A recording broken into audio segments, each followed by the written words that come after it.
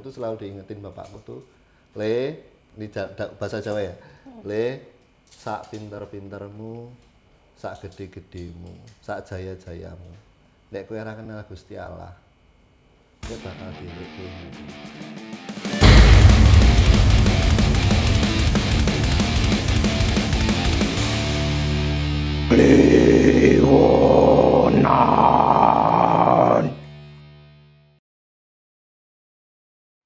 Ya ampun Mas, akhirnya kita ketemu udah berapa tahun. Nah iya toh. Ya tapi di kantor nggak apa-apa ya? Nggak apa-apa, kamu kebetulan lagi di Jogja, bisa mampir ya aku mampir. Iya, soalnya aku lagi padat karya ini. Weh, sibuk banget saya. Halo. Hai. Ngapain kita salaman? Ini siapa, Mas? Ini kakak aku, sepupuku. Halo, Mas. Hai, Kristo. Prita. Nah, ini mereka juga teman-temanku di sini, Mas. Oh, tambah banyak berarti timmu Iya, sekarang. tambah banyak. Lumayan lah ya. Ini yang paling baru nih. Masih dalam ospek. Magang. Iya, jadi Alhamdulillah. diatasin nggak apa-apa. Diatosin. Jangan Iya. Tapi tahu nggak, ini sepupuku ini adalah orang yang sangat saktiman Raguna. Wah. Apa nih? Kenapa nih? Adut kaca. Kenapa nih? Nah, saya setan-setan tuh takut sama dia, coy. Jangankan setan, Tuhan aja dulu dia nggak percaya. Nggak apa-apa kan ya, Mas? Gak apa-apa. Gimana awalnya? Gimana kok bisa kayak gitu langsung itu? Wah nih cerita awalnya panjang mas sampai. Seru. Ada apa nih? Ya memang berawal dari aku tuh benar-benar mengandalkan diriku sendiri. Walaupun ayahku tuh adalah seorang tokoh spiritual, terus aku menolak untuk ke arah sana. Jadi aku mencari jati diriku sendiri, aku nggak kenal Gusti Allah, aku percayakan kemampuanku sendiri, dan ternyata itu terwujud. Di umurku 25, itu aku udah punya semuanya, mobil, rumah, istri. Tapi dengan kemampuanku sendiri ya, aku nggak kenal ke gereja, aku nggak kenal Gusti Allah, aku nggak pernah doa. Isinya tuh belangsak lah. Keren kan Tapi berarti nggak kenal quarter life crisis ya? Mantap. Iya kan? Iya juga dong. Gitu kan. Terus tapi ngomongin ini apa sih, Mas? Kamu tadi Oh ini bawa kan? dupa, aku bawa jauh-jauh dari Solo. Coba. Wangi enak atau boleh di Oh, alah dupa batu. ini gimana caranya? Ini caranya dinyalain dulu Duh, nih. salah. Oh, tak pikir ini yang di Sumet. Aduh, Pak tuh ada yang batu kan toh? Kayak gitu. Emang Bongkahan lah. Ini kalau ini harus pakai arang. Oh, Ya, arangnya bisa langsung nyala sendiri, ya kan? keren coy. Dia nyalanya kita kampung ya. Iya kita fancy ya langsung. Soalnya kalau penelusuran kan pakainya yang panjang. Hiu. Harus setelah ini dipasang ke sini. Sekarang, Boleh, pasang juga. ih boleh. takut aku. Itu ada motifnya Mas. Enggak. Oh dia ada motifnya. Oh dia memang nyalanya. Muter juga. nanti. Ini kayak itu loh, kayak buku misiu gitu loh. Jadi kayak kembang api. Oh iya. Tuh kan, petasan. Kayak petasan. Nah, sama itu tolong kipas kita lagi kerasukan dibenerin dulu apa ya? Tolong matiin dong Mas. Foto. Rezeki loh. Nah ini tak bawain yang aroma katsuri. Bunga Kembang katsuri. Pak, Mas, Ya, katsuri itu? bunga katsuri. Ada beberapa aroma, ada cendana, ada katsuri, ada melati dan lain-lain. Nah dupa ini ada ceritanya nih kalau masalah dupa. Oh, kenapa tuh? Dulu kan di keluargaku ada yang pernah keserang tuh. Keserang. Tanda kutip. Tanda kutip lah yang nggak Oh, kelihatan. iya iya. Nah tiba-tiba di rumah tuh banyak banget ribuan ulat. Ulat bulu apa Ulat tuh? bulu udah pada nempel di tembok itu. Tiba-tiba aja yang siang nggak ada, tiba-tiba malam tuh banyak banget. Langsung serempak gitu ya, Mas? Tiba-tiba muncul di tembok itu. Nah aku matiin mereka dengan nyalain dupa ini. Tiba-tiba pada mati sendiri aja. Walaupun dupanya dibakarnya nggak di dekat ulatnya. Enggak, cuman tak jauhin. Ya situ tembok, itu depan itu tembok, aku nyalain dari sini. Itu kan ini terus pada jatuh sendiri. Berarti tanpa diputerin ke ulatnya gitu ya? Enggak. Oh, keren coy, dupa sakti coy. Dupa, bukan dupanya yang sakti. Tapi ini kalau tak makan sendiri di rumah aku aman kan? aman. Dupa kan benda netral. Oh. Kalau menurut saya, dupa tuh benda netral. Yang nggak netral tuh tujuan kita. Benar, kayak tadi yang batin. Kalau dupa ditujukan ke yang jelek ya jadinya jelek. Kalau ditujukan ke Gusti Allah ya jadinya baik. Iya. Nah, waktu itu kayak pernah ada yang bilang deh, kalau kita mikirinnya misalnya dupa, ini nanti ada hantu yang datang, nanti bisa jadi beneran datang Sering malahan orang-orang gara-gara udah mikir mikirin gitu. itu. Parno. Sering tuh orang-orang mikir kayak gitu. Tapi ngomong tadi nyebut Gusti Allah lagi, nih aku jadi penasaran. Tadi gimana Mas? Akhirnya Ya, kenal tuh. perjalanan hidupku sampai di umur 25 aku nggak kenal sama Gusti Allah. Terus di umur 25 juga aku ibaratnya tuh dijewer sama Gusti Allah. Diapain tuh? Anakku dipanggil sama Gusti Allah. Oh, yang kejadian itu ya. Anakku dipanggil sama Gusti Allah itu aku drop. Benar-benar aku punya semuanya, harta punya, semuanya, punya istri cantik, punya rumah. Kan waktu muda tuh pengen itu, wah aku kudu sukses di rumah, di mobil, di bojo ayu, di anak. Ini sukses. Ya. Aku udah dapet itu semua. Tapi ketika anakku dipanggil dan posisi dipanggilnya itu, aku lagi dapat proyek di Bali, kerjain proyek di Bali. Aku ditelepon mertuaku malam. Anakku panas sampai mau kejang gitu. Terus aku ambil flight paling malam sampai di Bandara Malang. Aku buka handphone, telepon berdering. Si Rapim udah nggak ada. Drop aku nggak bisa ngapa-ngapain, cuma duduk di depan bandara itu diem gini. Aku harus ngapain? Tenanan pura iki. Sampai datang ke rumah sakit, marah-marah tuh aku sama rumah sakit. Saking ya gila, aku dulu tuh nggak kenal Gusti, nggak takut sama siapapun. Pokoknya aku marah-marah di rumah sakit. Kok anakku sampai nggak ketolong tuh ngopo ini, semua marah-marah. Sampai aku dulu punya asisten. Anakku tuh tak bersihin sendiri. Asisten itu mau bantuin aku aja, itu tak pukulin. Sampai segitunya dulu. Tak pukulin, pokoknya iki anakku. Sing ngurus itu aku. Karena punya sisi rasa bersalah sebagai seorang ayah, nggak nemenin dia di saat kayak gitu tuh, wah drop banget pokoknya. Nah bahkan sisi ekstrimnya adalah aku pengen anakku dikubur di depan rumah. Itu paling ekstrim. Padahal nggak boleh, kan harus ada tempat sendiri tuh. Nah aku mau nggak mau, bisa nggak bisa dikubur di situ. Nah, akhirnya dengan segala proses bisa dikubur di situ. Ya udah, dari situ aku berpikir aku kudu piye, sekarang apa, semua yang tak miliki buat apa. Harta yang paling berharga yang tak aku nyambut kayak pontang panting, aku kerja pontang panting itu buat mereka kok. Tiba-tiba dipanggil sama Gusti, ya aku bingung. Nah, dari situ selang beberapa bulan rumah tanggaku jadi kacau juga, kandas juga akhirnya. Double lagi kena benturan, bingung, akhirnya aku telepon sama, inget bapak. Jadi waktu aku masa jaya-jaya aku tuh selalu diingetin bapakku tuh, Le, ini bahasa Jawa ya, Le, sak pinter-pintermu, sak gede-gedemu, sak jaya-jayamu, lek kowe ora kenal Gusti Allah, kowe bakal dilekke engko. Dan itu selalu diingetin terus.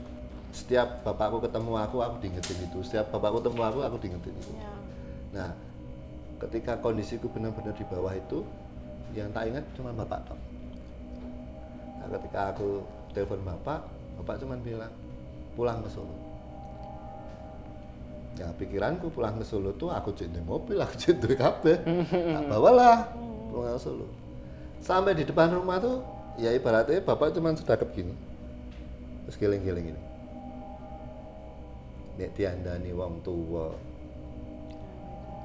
kalau dibilangin orang tua kok, nah aku nggak nangkep, lah ngapa? Saya tak akan mulai kowe itu tuh barang-barang. Yang tak suruh pulang kamu, bukan semua barang-barang. Kamu pulang ya ke sini bawa kamu kok. Ya akhirnya teman-temanku itu tak suruh balik, asistenku tak suruh balik. Terus akhirnya Di situ aku minta sama, bingung kan aku di rumah mau ngapain, terus aku kudu piye. Aku bilang sama bokap, aku kayak butuh waktu tangguh mentokin semua kenakalanku.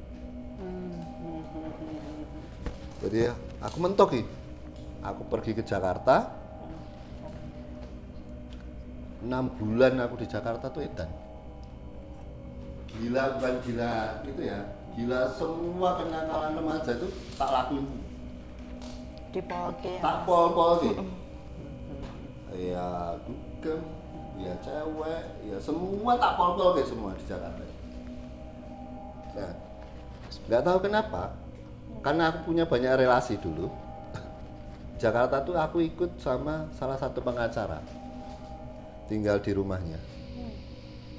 Tinggal di rumah pengacara itu Muslim, deket banget sama aku, sering sharing dulu, pernah kita sering saling bantu. 6 bulan tuh aku dibiayai sama dia. Aku mau ngapain aja dibiayai sama dia.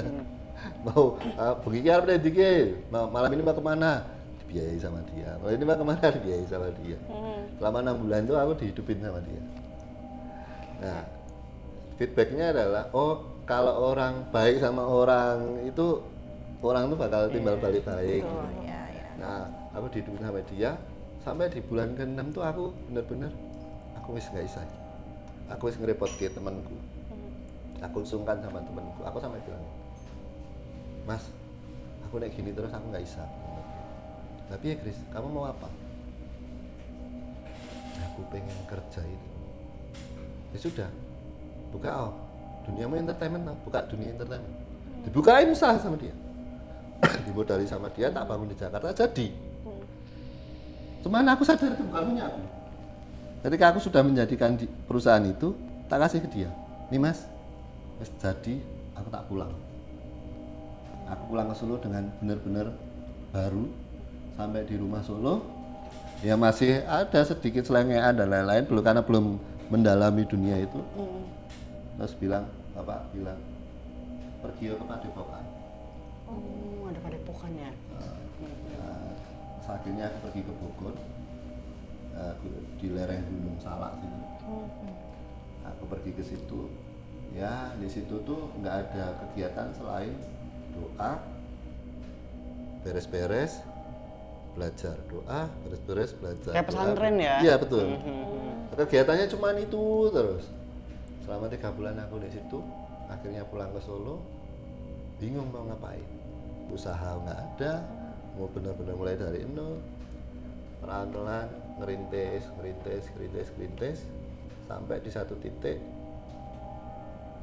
tiba-tiba keluarga aku tuh ada yang kena serangan, adikku kandung. Oh iya. Adikku kandung tuh tiba-tiba kena serangan. Nah itu yang memulai aku untuk benar-benar dalami spiritualitas. Adikku diserang karena aku anak cowok satu-satunya, jadi benar-benar aku mau ya adikku kenapa-napa.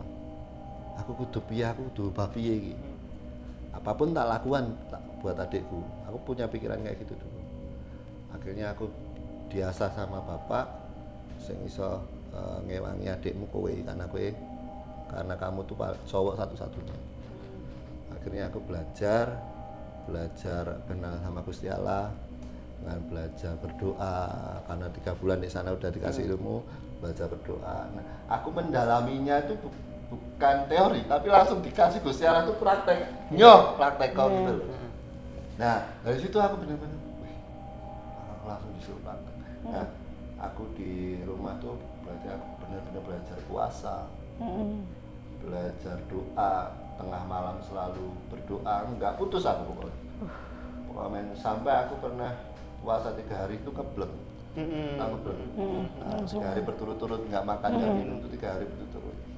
Dan itu kungkum Ya, di kolam, berendam di kolam. Itu tak lakuin. Sampai di hari ke-3 aku rubuh, terus dikasih minum, dikasih makan. Hari ke-4 aku dibawa ke kamarnya adikku yang kena itu. Nah, waktu aku lagi masuk ke pintu kamar, adikku itu tiba-tiba langsung bereaksi. Reaksinya gimana? Wah, ketakutan gitu. Nah, ketika adikku ketakutan, aku bingung, apa ini? Nah, aku langsung pikirku langsung, oh berarti berdampak ini.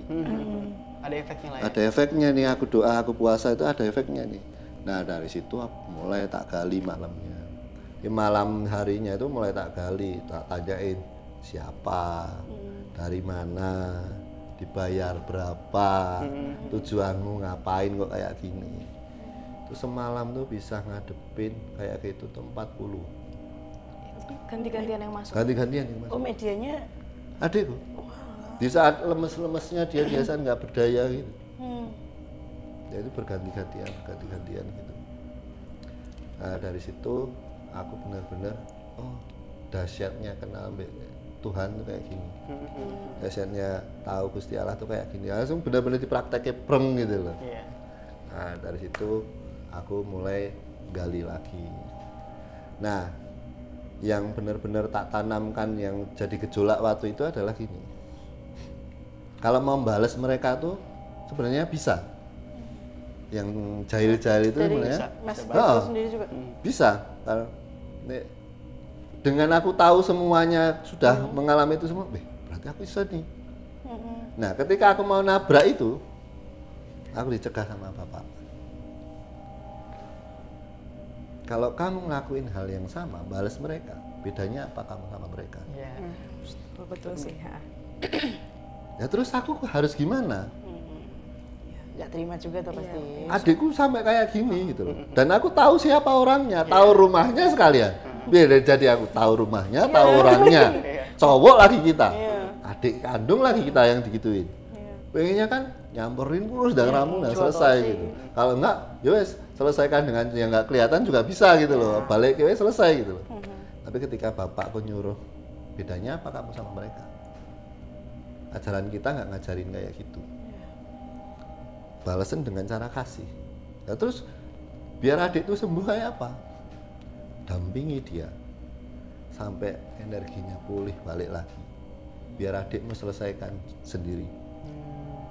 Jadi aku berbulan-bulan tuh dampingin adikku tuh hanya untuk ingetin dia, ayo doa bareng, ayo ibadah bareng, terus wayai maem, ayo makan. Aku cuman gitu dampingi dia. Kalau malam tengah malam tak bangunin, ayo doa. Jadi bener-bener aku tuh hanya dampingin dia dan bentengi dia aja. Nggak boleh ngeksekusi langsung itu nggak boleh. Nah, ketika itu berlangsung, di suatu ketika malam tuh adikku tiba-tiba tuh kayak punya energi sendiri gitu. Yang semula nggak bisa ngapa-ngapain, tidur telentang nggak bisa ngapa-ngapain, tiba-tiba bangun sendiri, duduk sila gitu. Tiba-tiba kayak nyabut sesuatu dari punggungnya gini, kayak pedang gitu. Set gitu, terus nusui badannya sendiri. Tapi secara tak kasat mata. Nusui badannya sendiri dan ketika dia nusui kesakitan, terus muntah. Ya, habis muntah, mukanya cerah gitu. Tapi langsung lemes. Terus ketika ayo Dik doa lagi, ketika aku doa ada lagi energi tiba-tiba gitu lagi, dan itu berkali-kali kayak gitu sampai di satu titik yang benar-benar aku tambah deket sama Gusti. Aku melihat adikku tuh beribadah. Kalau di agamaku tuh namanya orang suci, orang ya kayak orang yang benar-benar udah jadi panutan kita gitu loh. Ya kalau di yang lain syekh dan lain-lain gitu. Nah, tapi secara nggak kasat mata, adikku tuh aku juga nggak bisa ngelihat. Tapi adikku tiba-tiba doa sendiri, amin sendiri, doa sendiri, terus tiba-tiba mangap mulutnya terbuka kayak dikasih perjamuan gitu, terus amin sendiri. Nah, habis itu dia cerah. Nah, itu berkali-kali adikku ngalamin seperti itu. Nah, dari situ aku, oh dahsyat ya. Nah, perjalanan spiritual aku teruji di situ. Yang jadi pertanyaan besarku adalah, kok orang-orang suci ini, orang-orang baik ini, orang-orang yang udah benar-benar ngikut Gusti Allah ini, aku nggak bisa ya melihat. Sepercik cahaya, setitik sinar pun aku nggak bisa ya. Sedangkan hal yang nggak jelas itu aku iso. Tapi kok yang itu aku nggak bisa ya. Berarti itu jadi koreksi sendiri buat aku bahwa aku urung layak ketemu sama mereka. Aku urung iso kayak mereka. Aku dudu sapa-sapa. Ya ibaratnya kalau di agamaku tuh iman sebiji sesawi aja iso nggeser gunung. Iman gue belum ada sebesar biji sesawi. Biji sesawi kan kecil banget tuh. Iman gue urung enak apa-apaan nih. Jadi aku belum ke arah sana, tapi aku belajar untuk selalu kayak gitu. Keren sih. Tapi aku nggak nyangka sih Mas kamu ternyata struggle-nya berdua dan Berapa lama itu dari Wah, sakit itu? panjang. Dari awal sakit sampai ke fase itu berapa lama tuh Mas? Hampir 1,5 tahun Lama loh itu. sampai sembuh total. sampai sembuh total. 1,5 tahun. Karena memang nggak boleh ngebales, nggak boleh ngapa-ngapain kecuali dampingi adik. Siksa banget sih itu pasti. Emang kalau misalkan badan ya diisi entitas lain yang kita nggak ngerti, apalagi black magic kaitannya, terus entitas-entitas gelap. Wah itu sakit banget itu pasti Mas itu.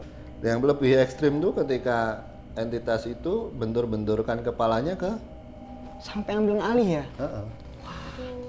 Nyakitin fisik juga. Ya kan ini sampai lari bentur sampai kayak gitu. Itu yang bikin tambah gregetan tuh kayak gitu dulu. Berarti benar-benar harus penjagaan penuh ya, Heeh, Mas. jadi bergantian. Kenapa-napa. Siang tuh bapak sama ibu, kalau malam aku kadang sama bapak gitu. Nah cuman yang aku seneng diajar sama bapak tuh gini, bapak Isa, tapi bukan tugasnya bapak, tugasmu iki. Iki wis dadi tugasmu, mau nyadar apa ya berarti?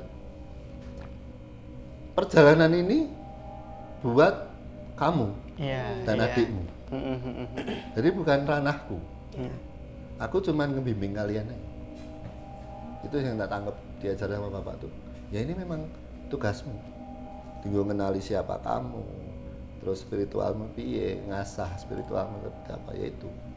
Nah, sebelum sampai ke sana tuh sebenarnya wah, perjalanan hidupku dari umur kecil sampai 25 akunya semuanya itu sebenarnya sudah banyak tanda-tanda sebenarnya. Iya. Dulu tuh.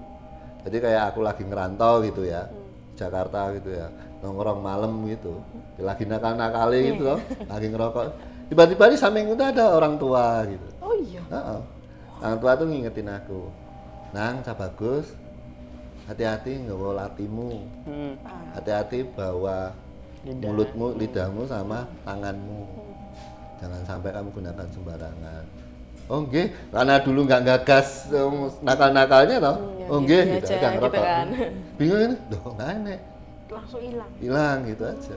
Dan itu berkali-kali Mas. Berkali-kali sampai pindah ke Malang, di titik tuh pindah ke Malang waktu udah nikah terus aku pindah ke Malang itu, aku tuh membangunkan rumah salah satu orang yang punya ular kobra.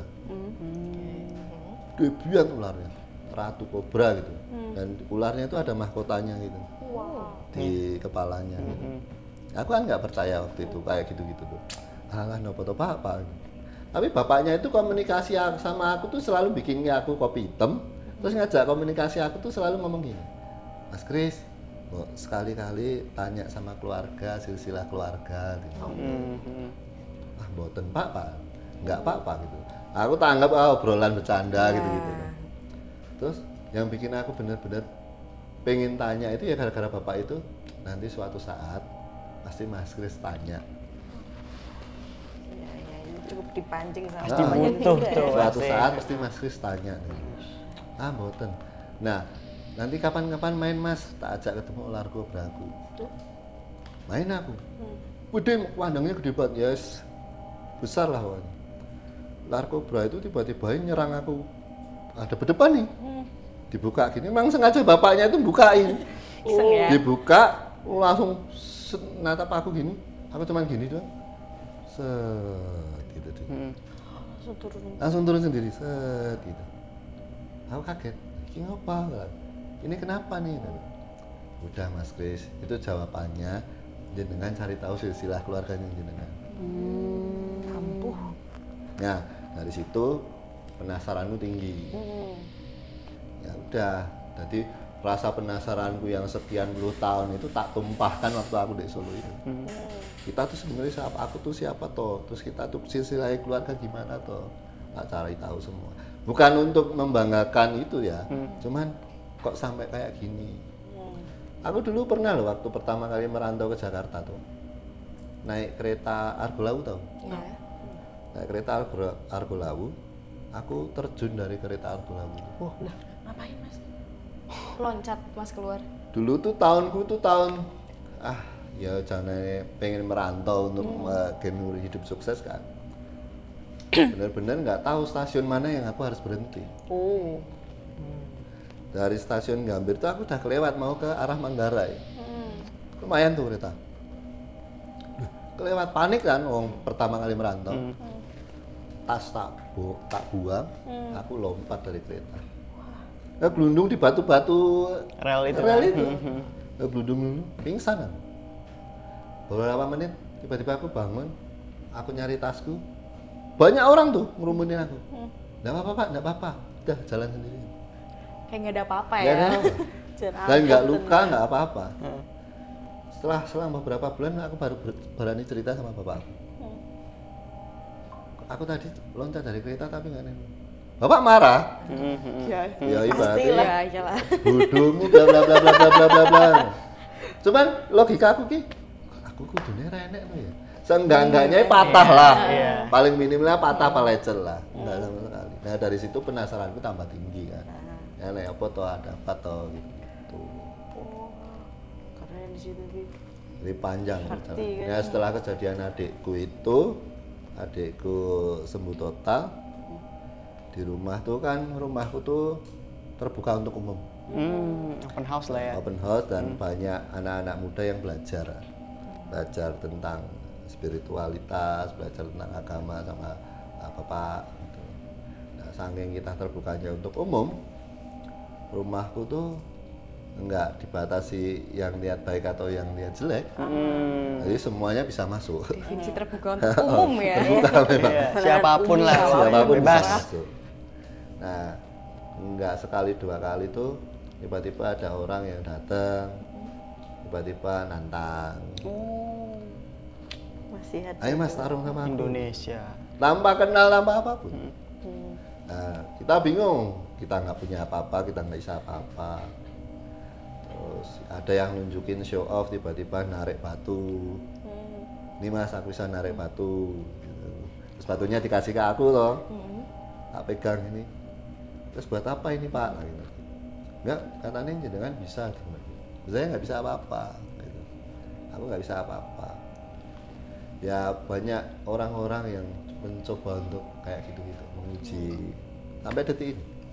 Tapi ada yang pernah buat tandai nggak Mas? Tapi yang maksudnya mereka datang beneran kayak ngotot banget, terus akhirnya apalah? Sekali sampai pernah, kalah gitu. tapi tobat habis itu. Orangnya Orang. gimana itu? Penasaran aku. Menarik ini ya. Jadi orang itu tuh tiba-tiba datang tuh, yang ditantang sebenarnya bukan aku, tapi ayahku. Oh. Dia datang itu, ngelirik aku, oh ini toh Panglima nih. Aku ingat banget bilang, oh ini toh Panglima nih. Oh, Panglima. Terus aku diem, tak liatin ini. Oh. Terus dia tiba-tiba nyariin bapakku tuh. Romo, saya mau perang sama jenengan. Wah, aku denger kan. Aku denger tak samperin. Nggak usah sama beliau. Nek kowe iso demok awakku, tak akoni kowe guru. Tak akuin kamu guru. Ayo fight arah. Karena udah nyangkut orang tua kan, aku kepancing tuh. Malah. Ya. Ayo fight sama aku. Ayo. Udah. Jadi dia. Perjanjiannya, nek kowe kalah, kowe tobat. Nek enggak, aku berguru sama kamu. Oh iya, deal. Udah, fighting kita. Ya, kita cuma bisa doa dan doa. Ya aku doa. Cuma bisa doa, terus dia kelimpungan sendiri gitu. Terus tiba-tiba minta ampun. Oh, tapi ya maksudnya perangnya perang jurus toh. Ya berarti perang spiritual. Apa sih? Ya, Iya. badannya diam. Iya benar. Cuman dia tiba-tiba Kesurupan, masukan kayak gitu. apa, ngeluarin senjata apa gitu-gitulah. Kamu ngerasain apa nggak Mas pas itu?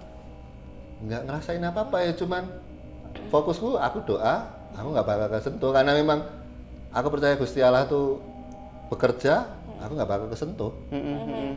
Udah, makanya aku berani. Iman kan keyakinan ya. Semakin kamu meyakini bahwa Gusti ki nenek ning nggonku, nenek ning jero uripku, Gusti bekerja. Ya wis, aku cuma percaya itu tok. Polos-polosan ngomong polos-polosan lah, piye ta? Polos-polosnya orang pokoknya aku tahu Tuhan bekerja. Ketika dia mau benar-benar nyerang itu mental. Iya.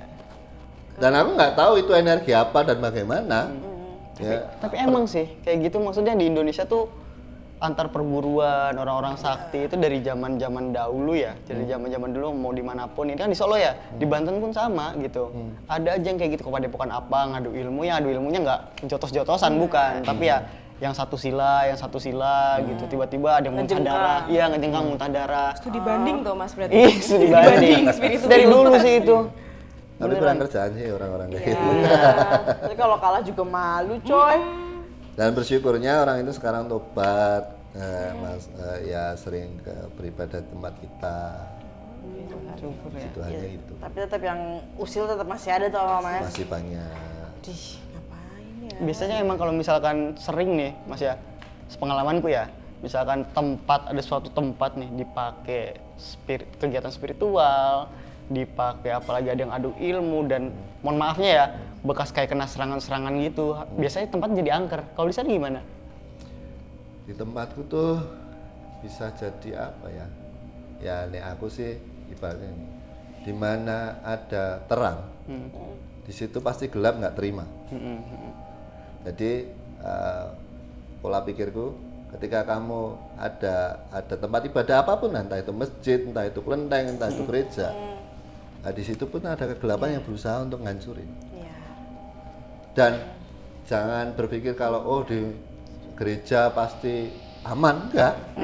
Karena memang di tempat terang gelap tuh berusaha, bopi caranya. Yin yang. Dan di tempatku karena di situ ada gereja, ya jadi wah segala macam ada. Jadi segala macam energi ada. Ada, apalagi lumayan besar kan, jadi wah semuanya ada. Dan seringnya berusaha nyakitin Mas Kristo dan keluarga berarti? Atau gimana? Kalau yang lama-lama udah nggak berani berkutik. Paling yang baru kan pasti ada yang baru, coba dulu gitu. Nah, yang sering tuh istriku. Istriku kalau benar-benar badannya lagi drop, terkadang tuh tiba-tiba ngefek langsung gitu loh, masuk ke istriku, terus ngomong, ya ibaratnya ngomong sama aku, ayo baik gitu. Ngopo kok kowe ngene gitu. Nah, kenapa kamu kayak gini gitu. Sampai kayak gitu. Jadi benar-benar nah aku sendiri belum pernah ya. Belum pernah sampai masuk gitu-gitu, cuman ya itu menurut saya tuh perjalananku ini tuh jadi mengambil kesimpulan bahwa orang yang pernah masuk itu tidak menutup kemungkinan orang itu bakal masuk lagi karena ada sesuatu yang kosong dalam tubuhnya. Nah, yang kosong itu yang diisi sama mereka. Nah, makanya jangan sampai kita ngizinin tubuh kita dipakai. Kalau udah ngizinin, ya tubuh itu bakal dipakai terus. Bisa diisi terus. Betul, sepakat. Cara tergampang gimana Mas? Kecuali maksudnya kayak kita ngisi dengan kebaikan mungkin atau ya, gimana? Makanya yang kosong itu isilah dengan doa ibadah gitu. Bentengnya di situlah sebenarnya. Gereja Mbak. Iya, nah, menguatkan. Merasa tertegur tuh dari tadi ya dengerin. Wah iya nih, gereja apa ya besok ya gitu. Ya. Tapi ini Mas, maksudnya setelah kamu bantuin adikmu itu, kamu juga jadi ini enggak kayak ibaratnya bantuin, mungkin ada orang ketempelan. Nggak punya niatan, cuma tiba-tiba ada orang datang. Ya nggak aku kenal. Jadi tiba-tiba datang ngeluh, Mas suamiku nggak bisa jalan. Terus lah kenapa? Oke. Terus tiba-tiba ibuku tuh ngomong, ya sudah bawaan sini biar digantung sama Mas Kristo gitu. Terus dijemput sama anaknya, dibawa ke rumah. Aku nggak punya apa-apa Mas dan nggak bisa apa-apa. Nah itu cuman aku ngeliat orangnya gini. Nek di tempatku ada doa Bapa Kami. Aku doa Bapa Kami dalam hati, kakinya tak perut, gitu. Jalan no Mas, jalan dia. Ketika ngebuat gitu ada yang dirasain nggak? visual Ya. apa gitu. Ya tangan ngerasa kayak Panas. kesetrum gitu setrum, apa ya. sih? Betul. Kayak nyetrum Iya, gitu apa iya, sih? Ya itu. Iya, iya. Habis itu tak suruh jalan mas gitu. Yang aku nggak mikir aneh-aneh ya, pokoknya niatku doain dia udah. Niatnya cuma itu. Nah dari situ itu ada kejadian unik lagi tuh. Kenapa tuh? Nah dengan banyak orang yang sering kali datang gitu tuh, aku terus dikenal kayak oh, Mas Kristo tuh dukun tuh saiki. Dukun.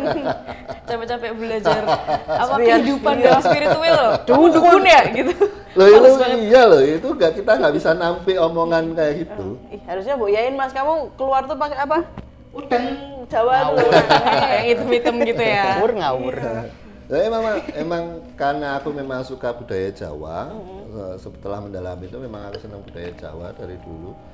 Terus memang kemana-mana tuh kadang sarungan, blangkonan gitu-gitu. Cuman memang niatnya bukan karena situ, niatnya memang ini budayaku. Iya, ya kan emang seneng aja kan. Karena aku juga pengen ngasih tahu ke anak-anak muda bahwa blangkon ini ciri khasnya kita gitu loh, jangan sampai hilang. Terus jangan ngomong bahwa wong sing nggo blangkon iki kena dukun gitu. Enggak lah gitu kan. Gitu. Sik. Aku mau Eh, ke kamar mandi. mulai, Aku mulai. diare hari ini. Tuman. Mulai. Ini ya tungguin aku Ya. mau dengerin ceritanya lagi. Mulai, mulai. Sambil nunggu. Mas, aku lupa. Kamu dari tadi belum?